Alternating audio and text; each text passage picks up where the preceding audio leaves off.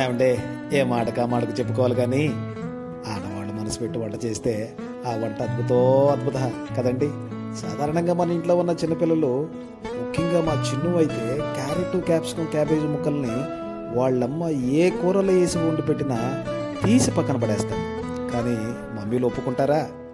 ఎన్నో పోషక విలువలు కలిగిన ఈ క్యారెట్, క్యాప్సికం, క్యాబేజీ ముక్కల్ని వాడి చేత ఏ విధంగా తినిపించాలని ఒక ఉద్దేశంతో ఈ పోషక విలువలు కలిగినటువంటి వెజిటబుల్స్తో పాటుగా బరువును తగ్గించడంలో, గుండె ఆరోగ్యాన్ని మెరుగుపరిచే బ్రౌన్ రైస్తో వాడికి ఇష్టమైన ఆహారం అదేనండి ఎగ్ రైస్ తయారు చేస్తుంది. మీరు కూడా ఒక లుక్ వేయండి.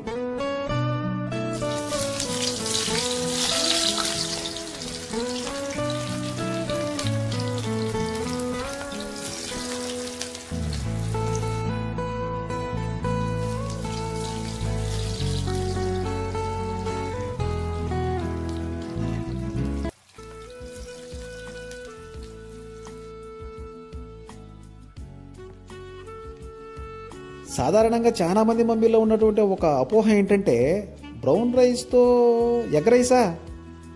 బ్రౌన్ రైసే చాలా గట్టిగా ఉంటుంది, మరి ఎగ్ రైస్ అయితే ఇంకా గట్టిగా వస్తుందేమో అని అనుకుంటారు. కావాలంటే మీరందరూ బ్రౌన్ రైస్ని ఒక అరగంట నుంచి గంట సేపు బాగా నీళ్ళలో నానబెట్టిన తర్వాత వండి చూడండి, ఎంత మెత్తగా వస్తుందో. ఈ బ్రౌన్ రైస్లో ఫైబర్ కంటెంట్ ఎక్కువ అండి. దీనివల్ల మనము తక్కువ తినగలుగుతాం. అందుకనే ఇది బరువు తగ్గడంలో సహాయపడుతుంది. ఇది చిన్నపిల్లలకే కాదుండోయ్, పెద్దోళ్ళు కూడా కడుపు నిండా తినొచ్చండి.